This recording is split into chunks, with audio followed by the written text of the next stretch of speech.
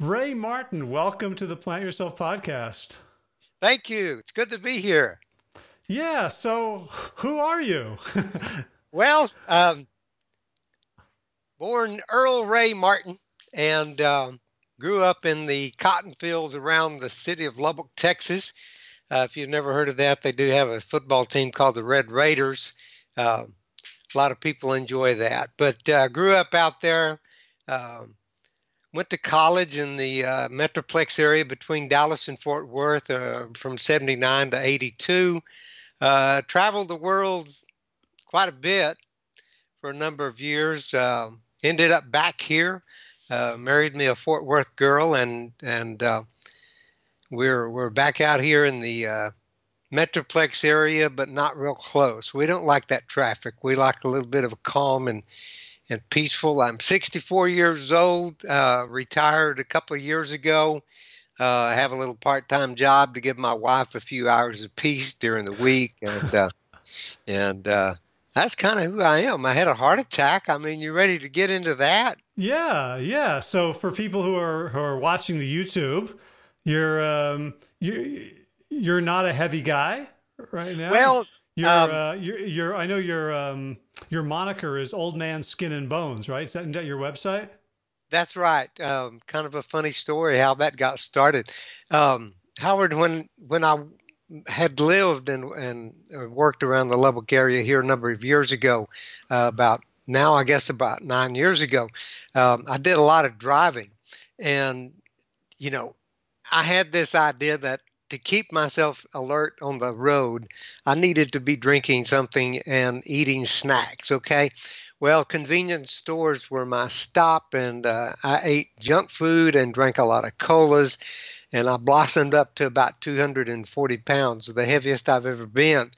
And then I had a heart attack October um, the 5th, no, actually October the 1st, 2015.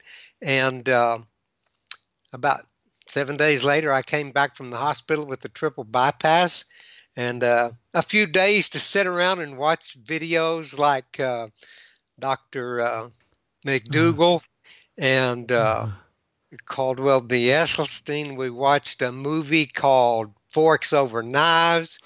And I had been gently leaning toward a better way of eating up to that point. But when I got home with that 8-inch scar on the chest and all of that, I decided that there was no more playing around. Went whole food plant based. We got rid of the olive oil out of the kitchen, got rid of the salt shaker, got rid of the sugar. And for me, that was a really big deal. A really big deal. mm, Sugarholic.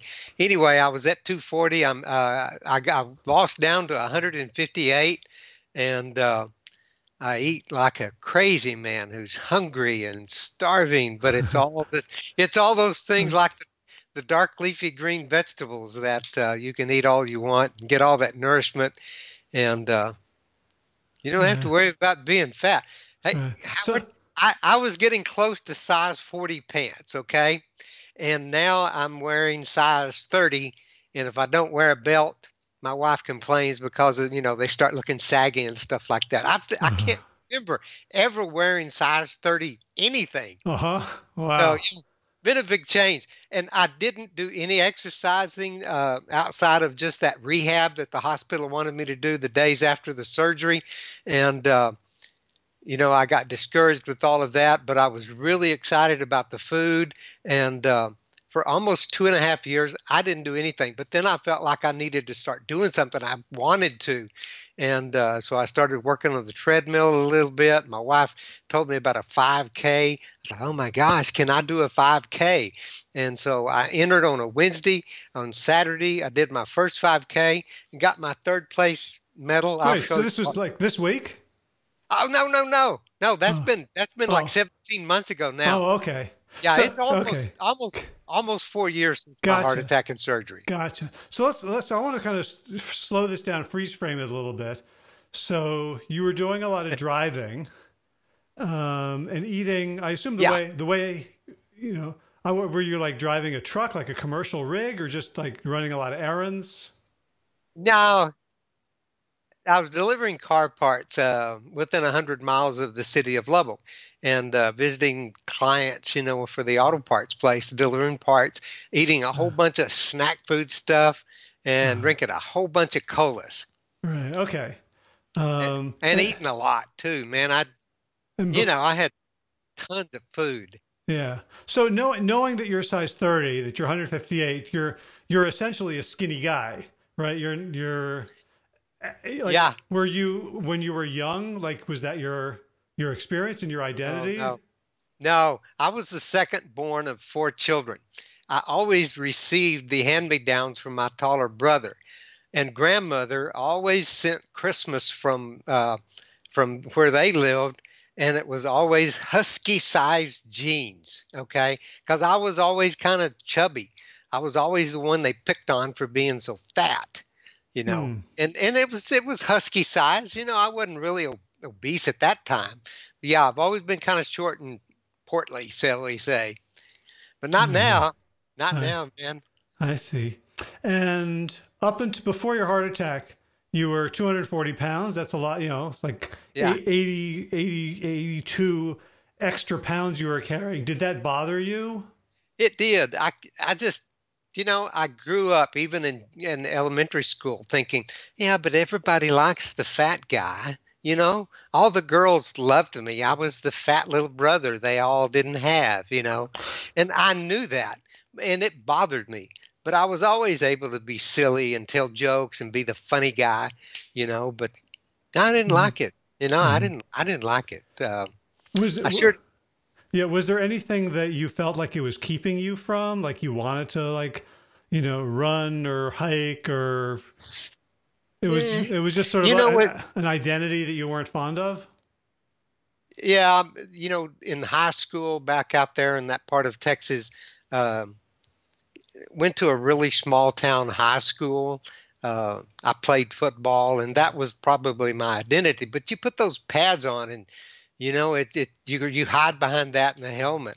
And I think I hid behind a lot of things other than a helmet and football equipment. Um, Mm. yeah, but you know, I was a little bit bashful in those days too. You wouldn't believe that now, but I was girls kind of scared me, man. I sure did like them, but I was afraid to really get too close to them. Uh-huh. And plus, So, I didn't know if they'd like a chubby guy like me. uh-huh. Well, I mean, I hear two different things. Like you're not sure if the girls would like you, and yet you were their favorite. I guess the weight was a way to be safe around them. To, That's exactly, yeah. They weren't worried about the guy who was what do they call that? The friend forever, the little brother kind of syndrome thing. uh-huh. Yeah, yeah, it was terrible. I didn't like it, Howard. Uh-huh. I wanted to be the Clark Gable. You know Uh-huh. what I'm saying? But that wasn't happening back then. Sure. Anyway, Sure. All right. So you, you're delivering auto parts, you're living on convenience store sodas yeah, and yeah. snacks, and you had a heart attack. What was your experience of a heart attack?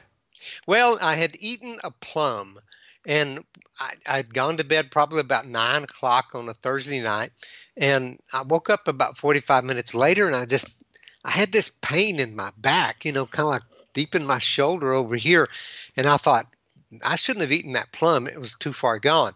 So I went back to sleep. I woke up a few minutes later, and it kept going on and on throughout the night. And finally, my wife, she said, "I'm either going to send you to the doctor, call an ambulance, or you need to get rid of whatever's made you sick." Hmm. So about 2 o'clock in the morning, I tried to, purge myself of the bad food, which there was nothing there. So the next morning, about 6:30, I woke up and still felt like somebody just taken a stick and just beat me all night long. But I went to work, and with my cousin, we loaded, I believe it was 28 battery cores in the back of his pickup.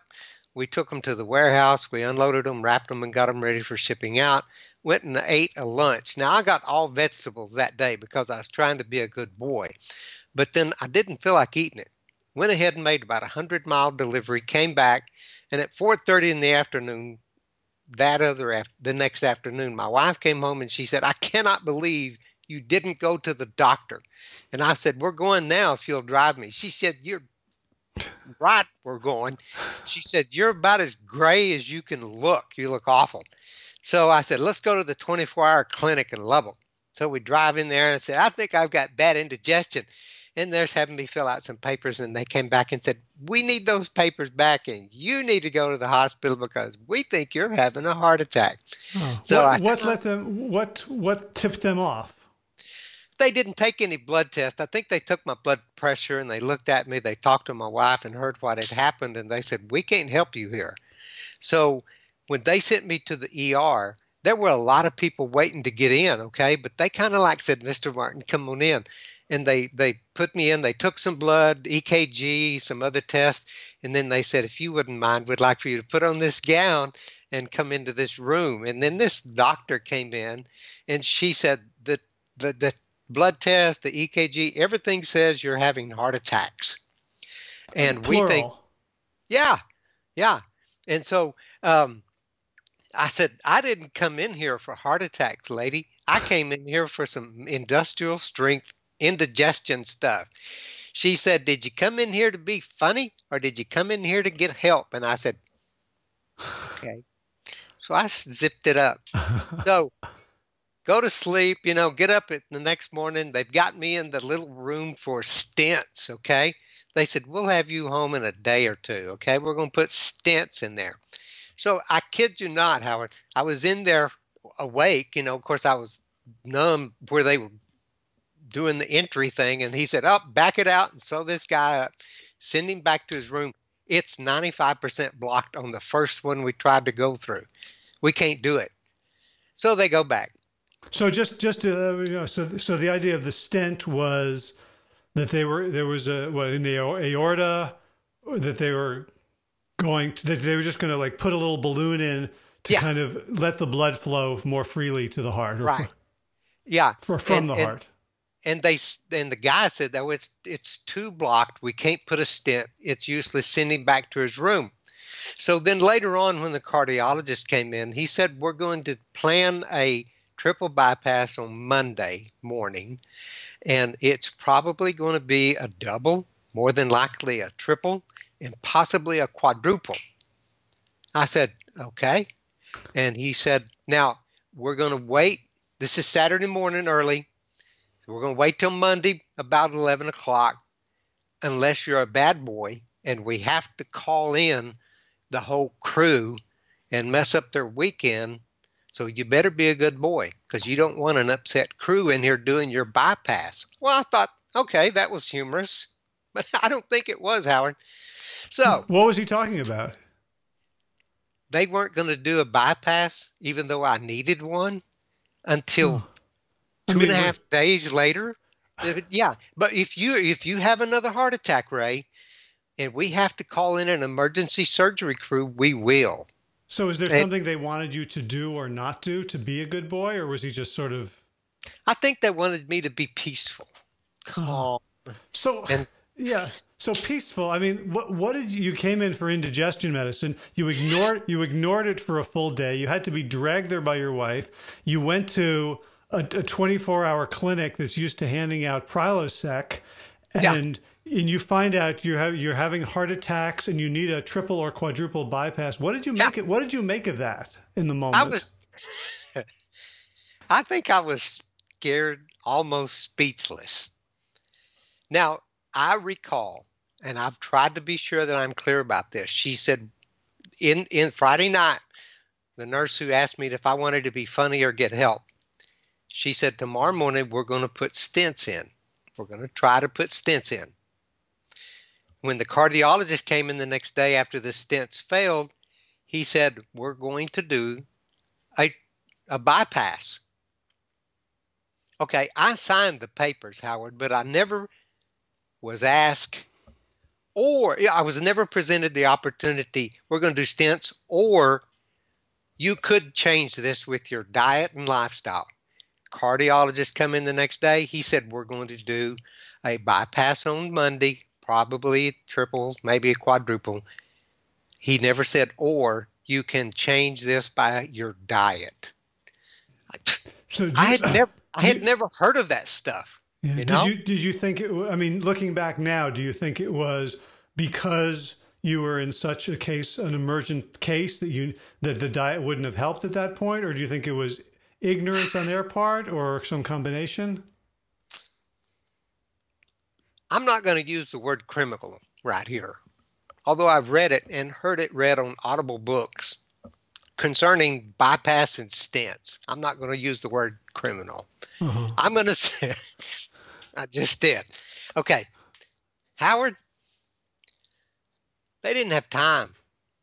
They had other people to go see, okay?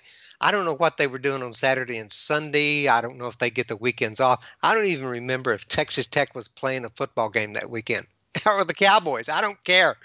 You know, I was never given the opportunity. I was never educated. I was never able to make a wise decision based upon what options were. I was told Saturday morning there would be stents. Monday there would be a triple bypass. Sign these papers. I signed them, Howard. I was scared. I didn't want to die. Was I afraid? No. At no time, my wife and I, Betty, my wife, and I have both repeatedly told each other, I never was in fear that you would die. I wasn't in fear of dying either. But Howard, when I woke up after that surgery and came back off the submarine, and that's another story. We probably should tell the submarine story another day. But when I woke up, got off the anesthesia enough to know what was going on here, I'm going to tell you, I cussed better than any sailor on a sailing ship at sea or at dock. When I first got up out of that bed and then tried to get back in that bed the first time, I put every sailor to shame because it hurt so bad. Of course, then I apologized to everybody, and they said, we're used to that stuff. I didn't know. Howard, if it was such a critical thing, why did they put me off till the next morning to do the stent attempt and then 2.5 days later to do the bypass? I don't know. Now, I will say this. For the benefit of that hospital in Lubbock, Texas, as far as I can tell, the success of the mechanical part of what they did for actual taking care of a guy going to go in and they're going to do the bypass, I guess I probably received some of the best medical treatment for the transaction of a bypass that was possible in the world at that time, and probably still today.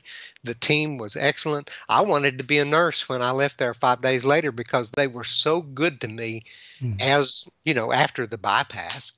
But the failure that really kind of, if you can't tell, it gets me a little bit upset, is that they never gave me an educated basis to make my choice. I was just kind of told what to do, and I just signed the papers. Howard, I didn't know I had an option. I wonder do you think part of it was just sort of they're looking at you and they're dismissing you, that they have a prejudgment about the kind of person you are and the likelihood that you'd be open to it? Like Texas, work auto parts, like this guy he's not going to start eating his greens. Nah, they probably thought that. I would imagine that they sat around in the break room and said, I tried to tell this guy he had an option and he laughed me off my stand. I don't doubt that.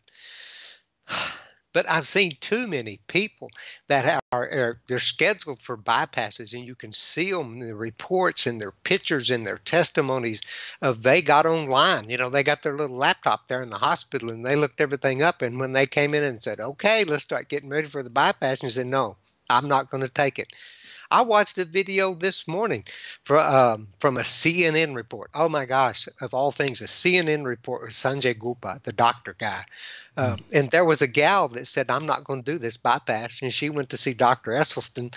And lo and behold, at the end of that time, she was just rocking and rolling, just doing fine, jumping rope, eating her vegetables. And they told her she needed a bypass. And apparently she seemed to have been more critical than I was. I've seen people that have gone in maybe more critical than me, and I see their reports and they got over it with the plants. I think now the power of the plants could have cured me. Okay, water under the bridge. I'm going to be paying my part of that hospital bill for 15 total years after the day that they first sent me the first bill. 15 years, Howard.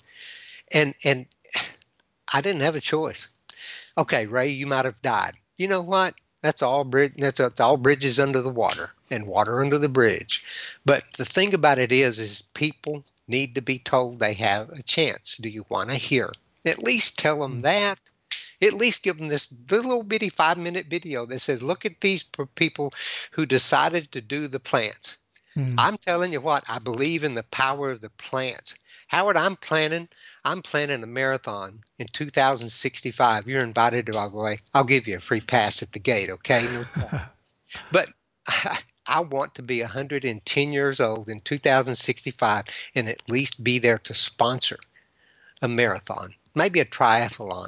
Because you know what? They may have bicycles with training wheels on them that I can drive. If I'm not able to do it, just the 2 wheels. I'm serious.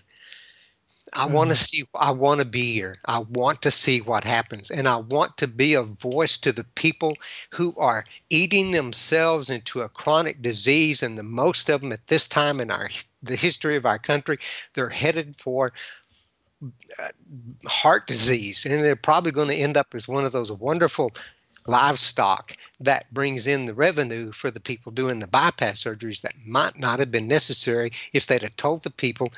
But you could change your lifestyle, begin to eat plants and let them have their way with you and clean that heart attack away out of your life and at least keep you from having any more. It's been almost 4 years, Howard. This October 1st, it will be 4 years since I had that heart attack. And I feel better than I ever have. The only thing I ever ran before 2018, when I ran that first 5K on March 22nd, 2018, my first official 5K, the only thing I had ever run up to that point was my mouth.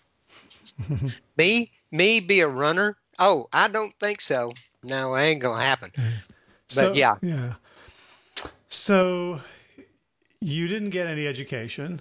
They just kind of came in and did it. And it sounds like that when you entered and you made the little joke about, wanting something for indigestion, that what you internalized when she asked you if you wanted to get, make jokes or get well, you said, zip it. Like you internalized that you have no agency here. You're on the conveyor belt. You want to be silly, or do you come in here to get well? That's how I felt. I felt like I was on the other end of that finger. Well, I better shut up. And maybe talking about diet would have felt that was silly too. You know what, Howard? At that point, I might have thought it was silly. Yeah. But I never had the chance. I never had the chance to know. Yeah. I never had the chance to know. So when did you, like you said, like that day you had a plum, you were supposed to eat vegetables the next day. Like there was some awareness in you that you wanted to make some changes, right? There was when I got home and I watched a full-length video with John McDougall on YouTube. And I also watched an hour and 47-minute YouTube video of an actual triple bypass, which I understood were the same 3 arteries bypass that I had. And I was shocked. Usually I pass out when somebody just shows me a needle, not let alone a bypass. And by the way, Howard, they went into 4 places on my legs to find enough material to sew together to do a triple bypass. Those were also the most painful part of the surgery. I almost couldn't wear pants forever. They used the material that was part of the arterial system that needed a bypass to repair the damage. You see what I'm saying? They used less than wonderful material out of my arterial system to lay as the bypasses over my heart. Right. So it's taking the rear tires and moving them to the front, but the rear tires have been treated just as bad. Perfect. Exactly. Yeah.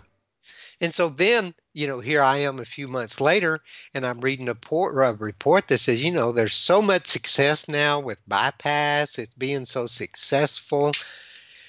But then at 10 years, they just seem to fall apart. They also didn't tell me, okay, call me silly if you want to, Howard. I don't care. The thing about it is, for some reason, I thought they fixed me at that time. When I was in the hospital, I thought, well, gee, I'm doing pretty good. They fixed me. No. The general bypass seems to start breaking down, and sometimes critically at 10 years. They don't really know why. I've got an opinion. I think it's maybe those rear tires were never meant to be front tires.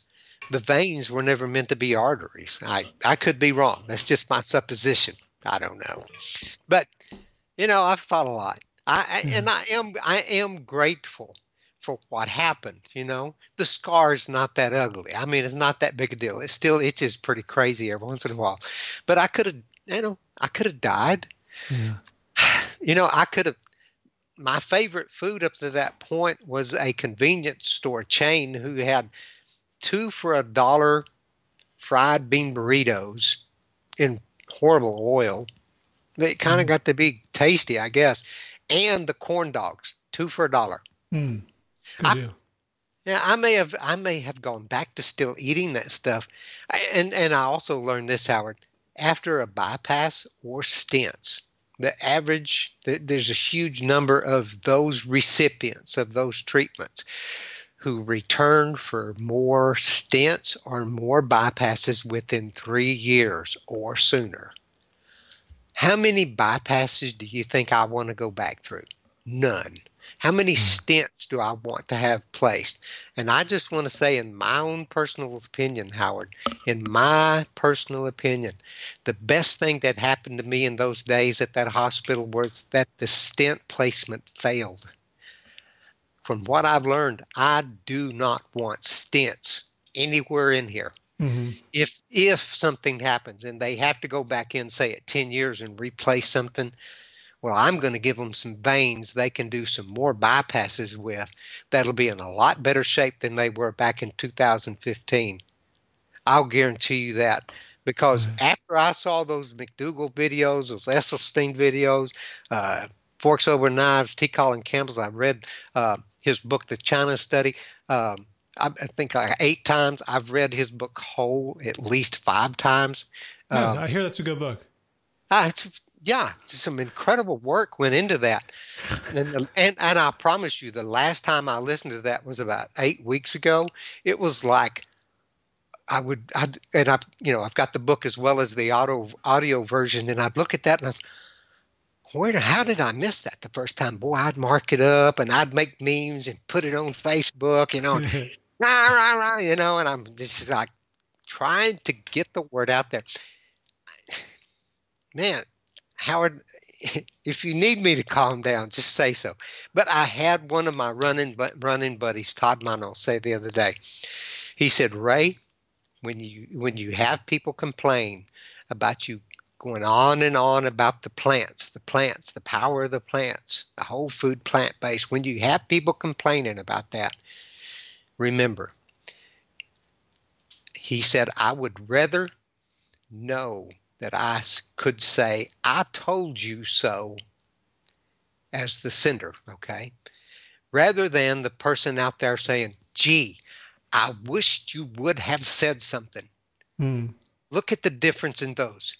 I would rather know that I would be able to say, I told you so, rather than have them look back at me and say, I wish you had said something.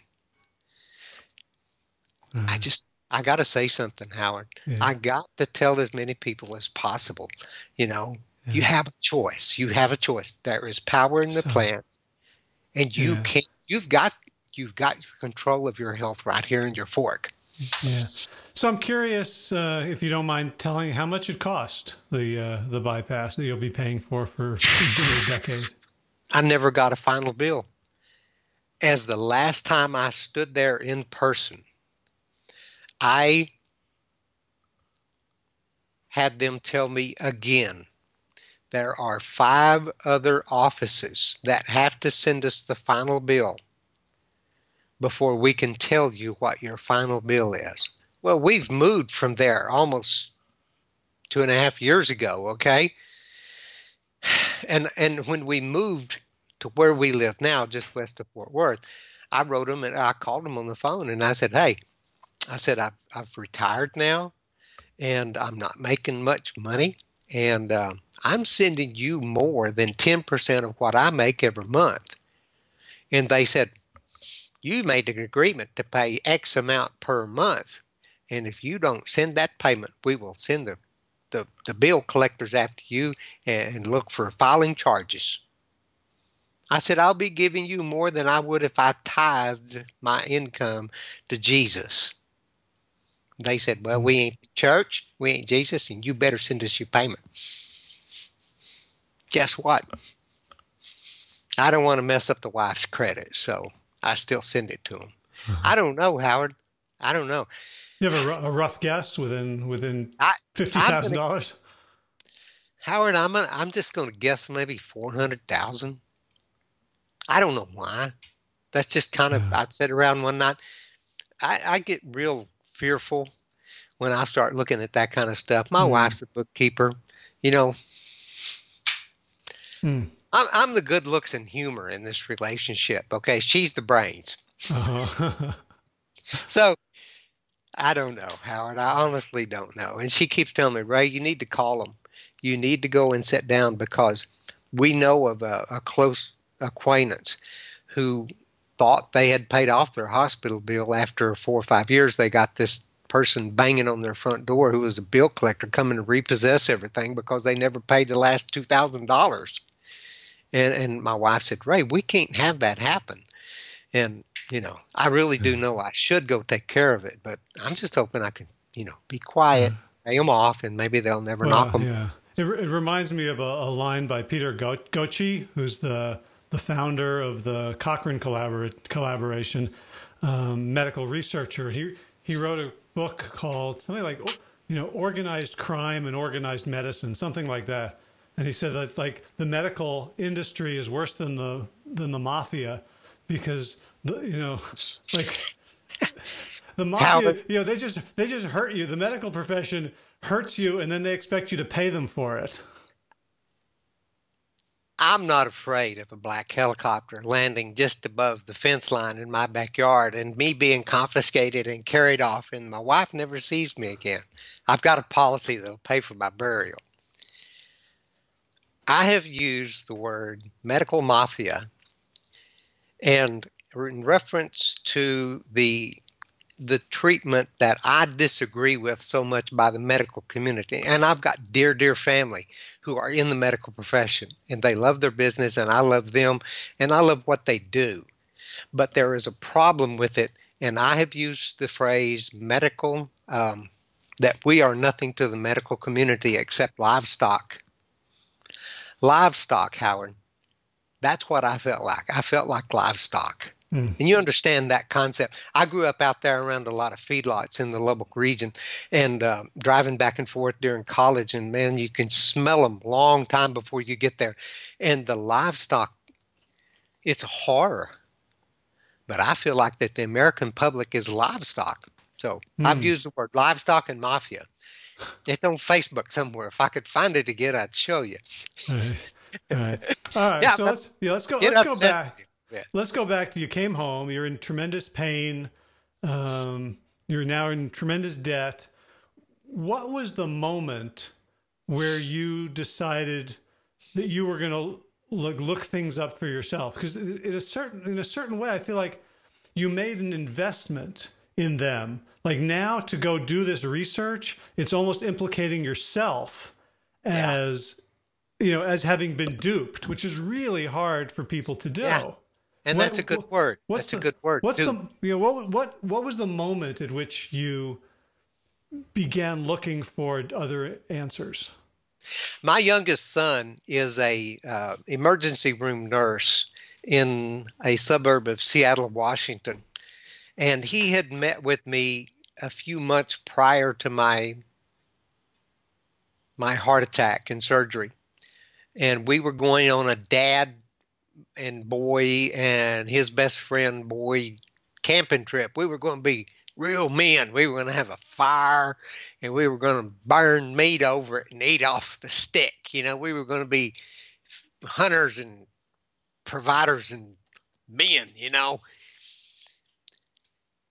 He's in his last year of nursing school. And I hadn't seen him in several months. And I'm unloading all this dead animal, okay? I'd been saving this stuff for months for this carnivore trip. Howard, he starts unloading his car, and he gets out a case of bananas, a rice cooker, what? A big deal of beans, a big deal of rice. And I said, what are you doing? He said, I'm providing some food for the meal. Did they turn you into a vegan when you're at college? No, he said, I'm hungry and I'm poor. And I want to get the best nutrition for the lowest cost. Huh. I said, so you're eating this? And he said, I found a guy on the internet named John McDougall. And I thought, well, he sounds Irish. Sounds like a crook to me. And he said, no, he said, Dad, he said, I've researched it. Beans and taters and rice, it's the most healthy thing you can eat, and it's cheap, and I can eat a bunch of it. What about the bananas? He said, yeah, it's great. So we had our camping trip, but from that moment on, this name John McDougall was in the back of my mind. That was one of the first videos I watched when I got home from the surgery. And I'll bet you I watched that John McDougall video like 7 or 8 times a day. And then I told my son about it. I said, that John McDougall guy, I've watched his stuff. I said, that's incredible. And he said, oh, you got Netflix, right? And I said, yeah. He said, watch Forks Over Knives. And I said, hey, Betty, we're going to watch Forks Over Knives. And we saw that. So your son must have been thrilled that you were listening to him. Yeah, he was pretty excited. He's a big encouragement to me now. He bought me my first GPS watch for Father's Day in 2018, right before I did that first 5K. And boy, I tell you what, I fell in love with that watch and just went crazy. At Leadville this year, we were doing the Leadville Heavy Half. And after it was over, he said, well, Dad, he said, tomorrow's Father's Day. I'm going to give you an upgrade on the watch. So now I've now got a Garmin Forerunner 935, and it's like, whoa, I think I just talked to the space station on this thing, It tells things about me that I don't even know yet. I do know that 2 weeks ago, my VO2 max was at 37. And I'm thinking, that's not bad for an old guy like me. That's not bad at all. So, my son had kind of led me the way a little bit. He planted some seeds. And boy, I tell you, I started taking care of those things and watering them. And I was really shocked. And Howard, I wish somebody had told me something before the heart attack. Well, my son tried, but he also wasn't forceful.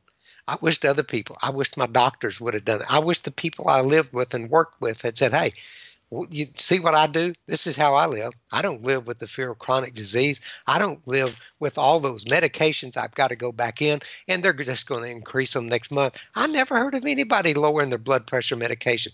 What were statin drugs? I didn't know what those were. By the way, I fired my cardiologist 3 months after the surgery. And I was almost 2 years before I went back to see any doctor. Mm-hmm. Okay? Because he laughed at me. When I went back for my 3-month checkup, he said, we're going to double your statins. What do you mean get off your blood pressure medication? You're never going to be off of it. You have heart disease. You will always be on these medications.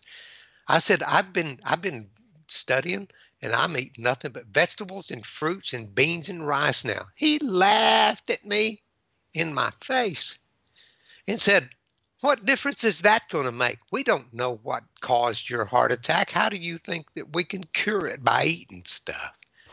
And I said, because I've seen where people have reversed their heart disease by eating fruits and vegetables and beans and rice and taters. And he said, ha, ha, laughed at me twice. He never saw me anymore. 2 weeks later, I was off all my medication. Now, Howard, I am not saying that's something anyone else should do. That is wrong. Do not take yourself off medication without a medical professional's help. Don't be dumb like I was. I don't even take baby aspirin. I take beans and rice and taters and leafy greens, and I take a lot of fruit. I eat a lot of fruit. I don't do hungry either, Howard. You tell anybody that wants to know, I don't do hungry. I eat, and I eat. My wife says, are you going to eat all that? I said, well, I'm going to try. If I don't, I'll save it and finish it off later. You should have seen the fruit I was eating those first few months back at work. So let me ask you about the behavioral transition. So you see the McDougall video, you watch it religiously, you find out about Esselstyn, forks over knives. Yes, you're convinced, and it sounded like you just went 180, right? You just, like, what was the first day like? Like, did you know, like, what am I going to eat now? If it's not my corn dogs and bean burritos and slab of steak on the plate, like, what does food look like anymore? At work, it's all, it's mostly guys, okay? And it's a warehouse setting. We've all played football in high school, and we're all real men. There was a lot of, when are you going to start eating meat again? I'm not. I don't plan on it. Why? They were shocked.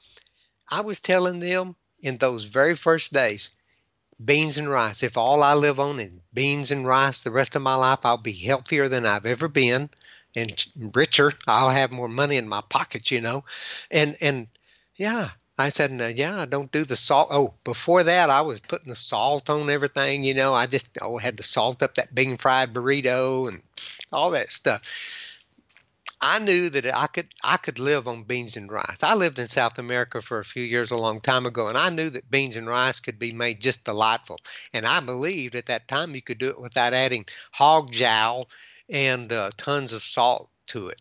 Mm-hmm. And sure enough, boy, I found that real quick. There was this guy online. His name was Fat Man Rants. Who was that guy? I don't know. But anyway, there was some wannabe that started trailing after him and tried to be a poser named Tim Kaufman. That I finally found out years later, well, maybe months later, that was Fat Man. One of the things I remember him saying early on was, if it's not tasty enough, add more spices. You can never add too many spices till it gets right. Okay, so I tried that. Beans and rice. I was just in love with beans and rice. And then I started throwing a bunch of salad in on it. And then I discovered turmeric, or turmeric, however y'all say it, that orange stuff. Man, I started putting that stuff on there. I started grinding my own flax seeds. It just wasn't a problem. People say, how did you get motivation?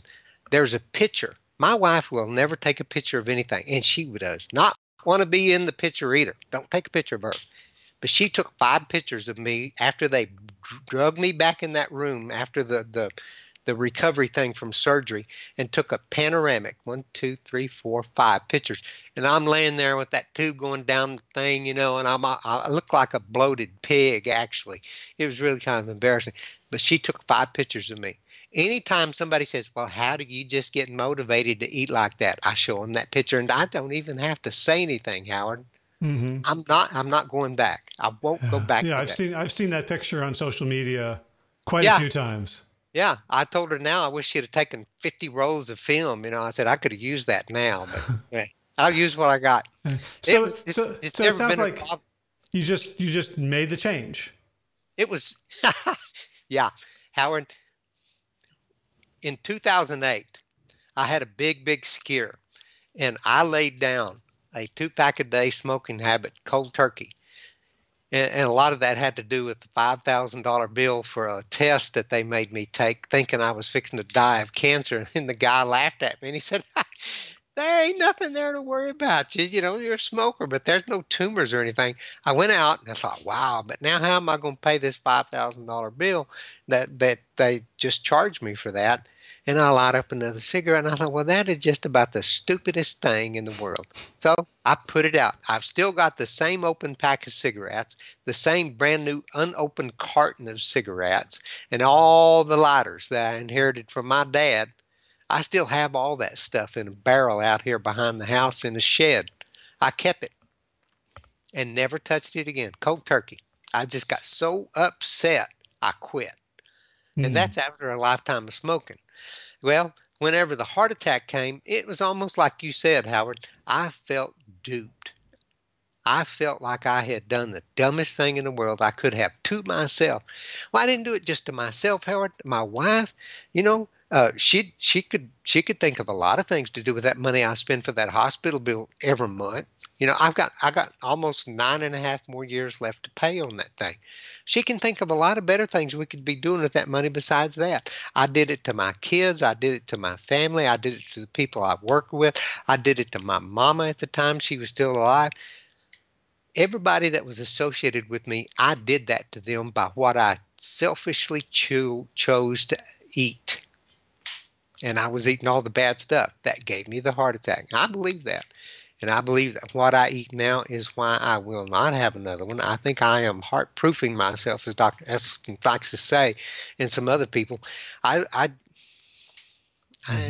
not going to do it. I'm not going to do it again. I don't know, self-reliance, self-determination, being responsible, finally growing up at the age of 60-something, hey, better late than never, right? Right.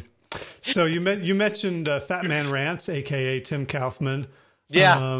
And so I met you through the group that we're both in, the Missing Chins Run Club. How did you get involved with that group? Was that Todd who invited you? No, I started on the treadmill and Betty said, hey, here's a 5K, but you're going to have to run outside. I didn't want anybody to see me run because I was so embarrassed of me running. I thought, yeah, I'm like an old man. And so I registered that morning while I was at work during our morning meeting. And so I came home and I told Betty, I said, I need to see if I can run that 5K before the cutoff time. And she said, well, how much time have you got? I said, I think I got 1 hour to do that 5K. And so I ran outside and I did it in 52 minutes. I was so proud of myself. The first time I ran outside. Well, then my son was all excited because he was a runner back in school. And so he came a few weeks later and got me my Fitbit watch so that I could track my runs. And I was so in love with that. So then I couldn't quit. I was so in love with running. I mean, who would have ever thought I was actually running 3 and 4 miles outside? It was so cool. Of course, I run like early as possible because nobody's awake at that time of day and they can't see me. So then one night, I'm sitting there on the laptop and the son, of course, he's in Seattle over there on the other coast. And he says, Dad, there's a guy named Josh LaJohny that wants to talk to you. I said, really? What is a LaJohny? And he says, that's his last name, Dad. He's from Louisiana. I said, oh, well, that explains everything, So I send this text and, or an IM, and I get this thing back. And next thing I know, there's this deal, which I'm going to frame in a big picture someday. I think I'm going to put it on the whole wall right there. And he said, hey, Brother Chins, let's welcome Ray Martin to the Missing Chins Run Club. And he just had a triple bypass and he's fixing to run his first 5K. And I thought, who are these people? So I watched the videos, the Good Morning America and all that stuff. And I thought, I think I'm going to go ball for a little while. I can't believe these guys would have anything to do with me. I think I'm the oldest guy. I don't even know. But only met them online. And the support from the Missing Chins Run Club to me was so deep. And plus, Howard, I found that I still had a passion for competition. But the best thing about this is now my biggest competitor is that old fat guy who used to never run anything but his mouth. And when 2 weeks ago Saturday, when I finished the B&O half marathon up there in Washington State with my son, I broke my half marathon record by 20 minutes, and I was so proud of that. And I was so proud when I went through the finish thing and rang the bell. Somebody one of the official photographers came up behind me and took a picture of my back, and I'm wearing one of the first Missing Chins Run Club shirts that I ever had. And on the back, it says, stop looking for the excuse, just do the work. And they took this most beautiful picture. When they snapped it, I had just gone through the bell and rang it. And I was so happy, man. And then this guy comes up and he says, "Hey, mister, what's the Missing Chins thing all about?" Now, let me tell you. So I go over there, and in a few minutes I thought, yeah, I'm giving him too much info. I need to go. So anyway, every time I'm in an official event, I will wear a Missing Chins Run Club shirt. I didn't get to meet a lot of them until October of that year when I was at Children of the Cane in Port Louise, Louisiana, participating in a 100-mile 6-man relay, which started like at 8 o'clock on Saturday morning. And when we finished Sunday morning, it was close to 5:30 or 6 in the morning. I ran my second leg across a live railroad track, which had a bridge that went over a running stream going through that. You don't have streams in the bayou. I mean, it was swamp, okay? And I thought, if a train comes, I'm going to have to get off this track and get down in the swamp. It's 2 o'clock in the morning. And my wife has nearly killed me every time I bring that subject up. I can't believe you would do something so crazy, Ray. I mean, the cane fields out there were like 15 feet tall. And at 2 o'clock in the morning, nothing's out there except the Boggy Creek monster. Now, why he left the swamps, I don't know. But it's spooky, okay? But I never felt so alive, and it was so cool. And whenever we got there and we finished and we're holding our medals, which happens to be this one right here. Yeah, Children of the Cane. That is, wow, that's one of my favorite. That's where I first met and shook hands and hugged a lot of the Missing Chin brothers who now, oh my gosh, I'm going to start bawling if I keep going with that one. Well, it sounds like it's a group that even though you had this experience, there was still the entire world trying to invalidate it for you. Yeah. And here was a group of people who had all lived it too. It's like, I'm not crazy. Yeah. It was like, and Howard, look at the stories of some of those guys. It is phenomenal. I just lost 82 pounds. I just had a little old triple bypass. That's no big deal compared to what some of these guys have been through. And they've come out. They were battle worn. They had some scars from the war that they fought, and they still fight it. They still work at it. And on top of that, they started running. And they're like me. A lot of them are like, I never thought about running. Running's not the big deal. Running didn't do it for me. Running is the blessing of what I did to myself by changing my lifestyle, changing my food, and changing my belief system. Running has been nothing but a blessing. And the Missing Chins Run Club, I'll start bawling about them. You give me half a chance. Yeah. Boy, you come across that finish line. Oh my gosh. When they're all out there yelling for you. And I think we've all been adopted by Mama Lajani. I mean, we're her kids. She thinks she's got 3.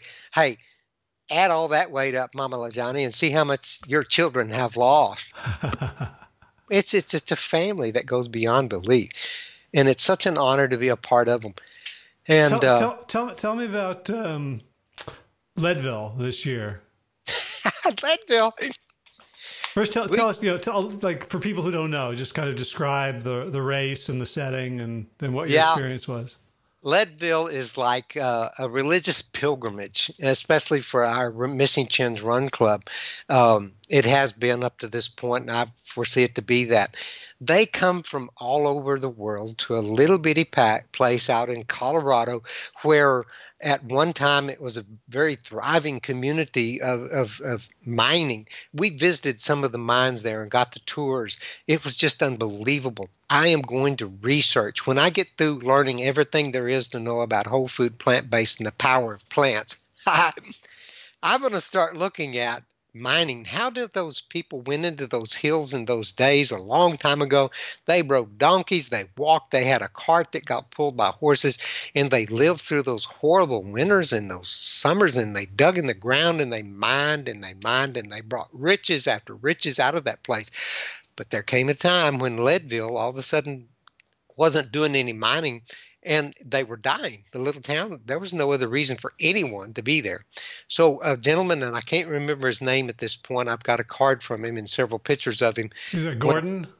Yeah, the gentleman that started it brought the Tahumite Indians there in the early days, and it became not a marathon, an ultra marathon mecca, where all the greatest runners of the world. Some of those early days, there were satellite dishes out there, and every news network around the world was there. It became a huge event. And they didn't have just the 100-mile or the marathon or half marathon. They do all kinds of bike riding marathons now. And it's a beautiful place. We're going back next year. I signed up the day I got home to go back next year and do it again. So you go up to this place in the original run. You start there in Leadville, and everybody runs up this hill. And it's like you climb thousands of feet. I was born in a place called Level Land, Texas. I went to school in a place called Plainview, just a little bit north of Flatland, America, okay? They've got mountains there. They're real mountains. They're huge. You go up to almost 14,000 feet from the city of Leadville, up to the turnaround point at Mosquito Pass, and then you come back down. I'm not sure whether going up is as bad as it is coming down. There was a 3-time Olympian lady there running that race this year, and she said that was the hardest race she's ever been in. Of course, she went the full marathon, but bless her heart, I appreciate her saying that, because little old Ray thought it was a pretty rough half a marathon. But the scenery is incredible. I believe Josh Lajani actually was standing next to a guy who took a picture of a black bear who bounced across the path, and nobody got bit, but there were several people there. Jeff Giffen actually saw that bear prior to him crossing the road when he was off in the brush over here. It was 30 something. It was 30 degrees when we started, and it was like, man, by the time we got through, I was sweating like crazy. My water bag was empty. But the best thing about it was a finishing cup. Who's the brother that's doing the film? The Missing Chin, one of the originals. Jason? Yes. Jason Cohen. Yes. He handed me my cup when I came across the finish line at 5 hours and 18 minutes, which I was very proud of. I was hoping for no more than 6. So I beat my expectation. But there's something mystical about Leadville, Colorado, in the Leadville heavy half or the marathon. By the way, in August, I believe this year or next, Josh Lajani is going back and going to do the 100-mile. Wow. Leadville's mystical. You need to go visit it. They need your support. Damn, I think you may have just convinced me to go back. Oh, good. I'll be there next year, Howard. Let's do Leadville. Fine. Hey, by the way, I think next year, there's some talk, and I'm pretty sure I'm going to support this. We're going to have a shirtless Missing Chins Run Club day where none of us put on our shirt. Nice. We're talking about, because the image that we still carry of the old fat guy. It's like we went to a 4th of July party at my wife's oldest son's house. I've known these people for 20 years, and I just couldn't take off my shirt in front of them. I was still seeing myself as a fat man, like I was seeing myself as a fat man when I started running in March of 2018. I didn't want anybody to see me, and I had a shirt on then. But yeah, I need to get over that. I'm not a fat guy anymore. I'm wearing 30s, not 40s. This is a small shirt from the Fort Worth Cowtown Marathon, which was my first official half marathon that I ran this year with my son and his girlfriend Alex from Seattle. Yeah, man, it's life is too good, Howard. How can we be killing ourselves and drugging ourselves down with the salt and the sugar and the oil that we've got so much wonderful life to live. Our bodies are so resilient. If we give them the right fuel, look at the things that we can get involved in. You don't have to run to lose weight. You don't have to lift weights. Just eat the right food. But then when you find out that the food has this power that it shares and leaves off on your account, and you're just sitting here thinking, gee, I feel like doing something.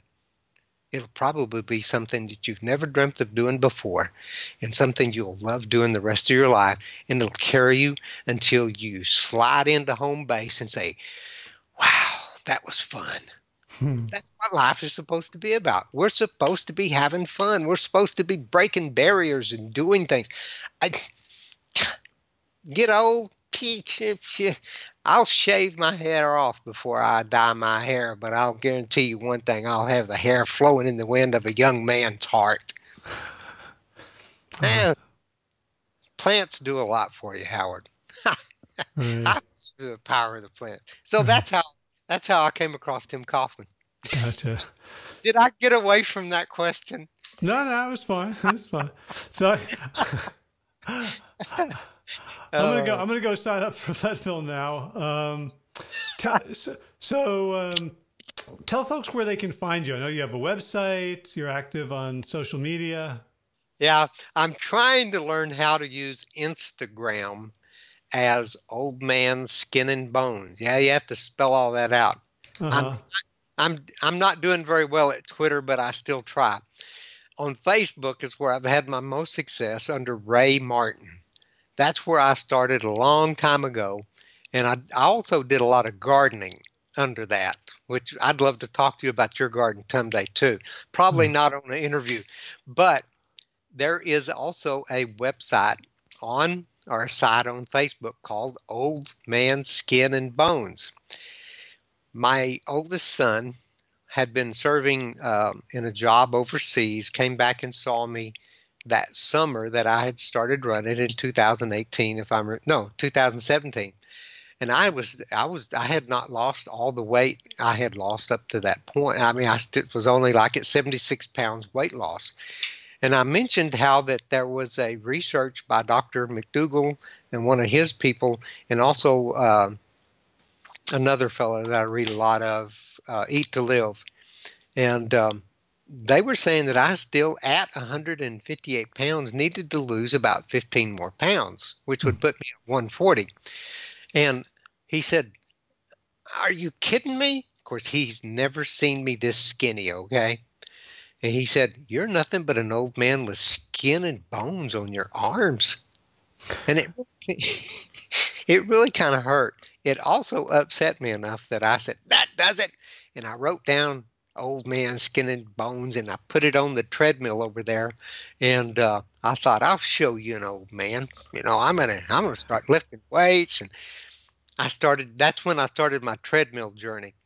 So really, a few months later, I was thinking, you know, everybody kept saying, you need to write this stuff down. You need to make a journal of it, blah, blah, blah. So I said, I'm by myself, all by myself, with me and YouTube. I went and figured out how to start my own website. And I went in and put the pictures, and Lord knows I need to change those pictures, but I dread going back to do that again.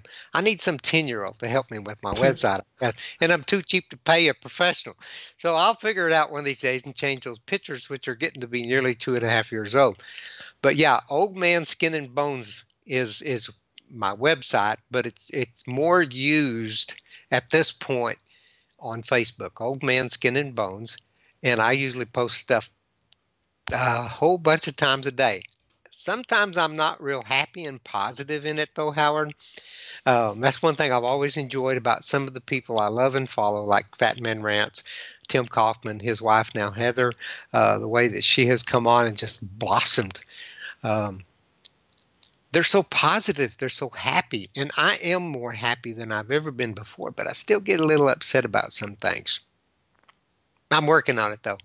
I'm not exactly booty yet, okay? But I'm working on that piece. And sometimes I think my stuff is funny.